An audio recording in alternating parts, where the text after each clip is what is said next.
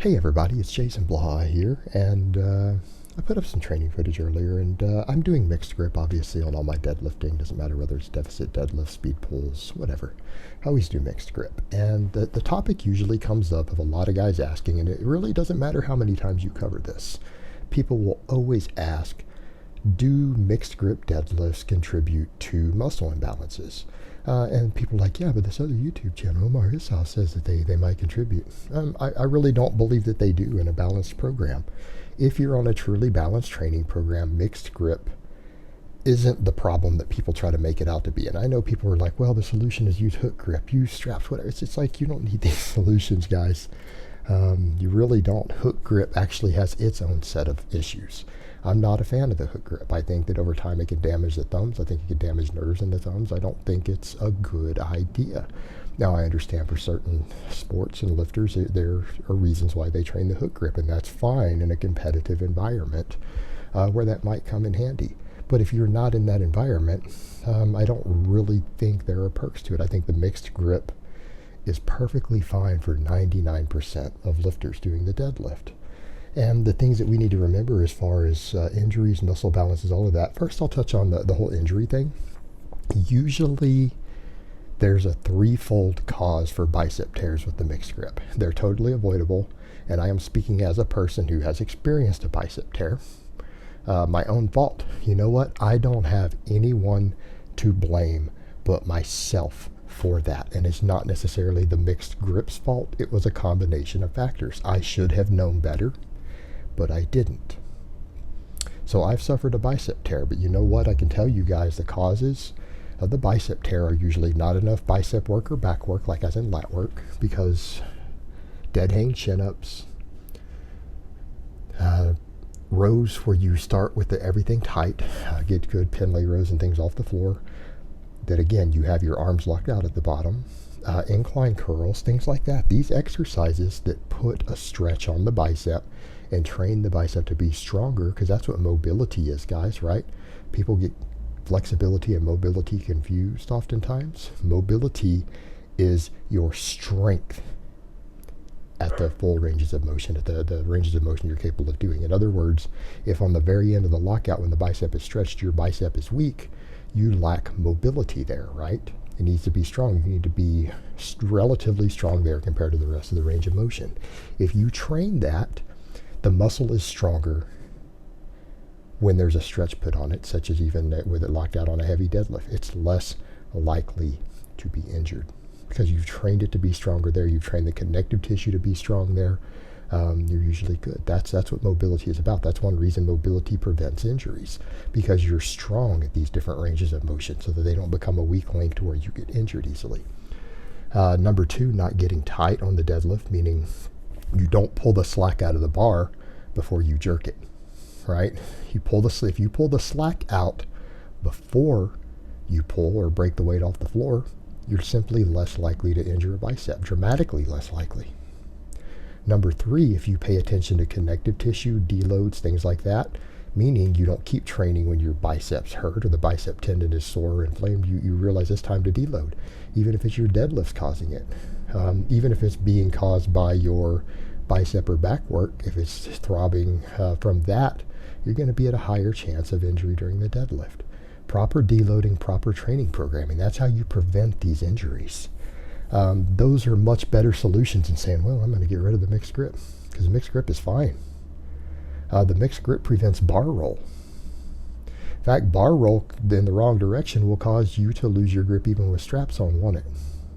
We've all seen that, haven't we? We've seen guys lose their grip with straps because of bar roll in the wrong way. Mixed grip is the best way to prevent bar roll. All right, it absolutely has its advantages there. There's no reason to get rid of it. These are better solutions. How about proper training programming? Knowing when to deload. Making sure that your biceps are strong in the stretch position. Things like dead hang chin-ups, incline curls, all that stuff. That will sort that out. And paying attention. Don't push things beyond their limits to where you get overuse injuries. Pulling the slack out of the bar. These are easy solutions. You can keep the mixed grip. It's fine.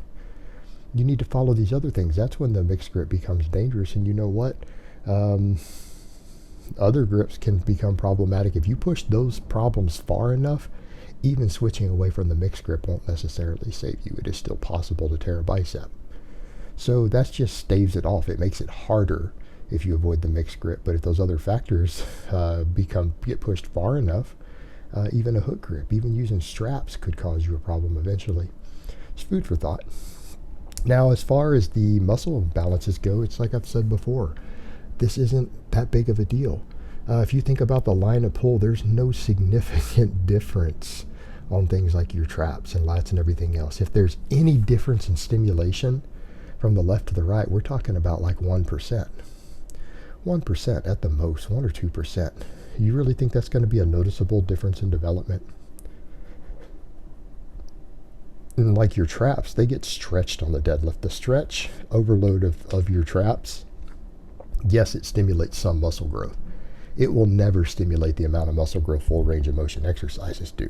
And I think physiology experts agree there. It is a weaker training stimulus. Now, you can grow from that. The cumulative effect can make a muscle grow more, meaning if you've been doing full range of motion and you're not at your peak stimulation of the muscle and you go do a bunch of stretch stuff such as some farmer's walks or other stuff, sure, the muscle may start growing further. But those don't have the growth stimulation that full range of motion does. They don't have the same growth potential. They're lesser, but if you add them in, obviously it can start to accelerate growth because you've added more workload. But keep that in mind. They don't have as much as the full range of motion does. Meaning if you were to train full range of motion exercises for peak growth versus all these stretched exercises such as rack pulls, deadlifts, farmer's walks, and you did both to their maximum possible recoverable volume, your traps would get bigger from the full range of motion. So perspective here, guys. It's a lesser training stimulus that people are worried about causing an imbalance because of a possible slight difference. Well, maybe that's a minor concern if the deadlift is the only thing you do for your traps and upper back.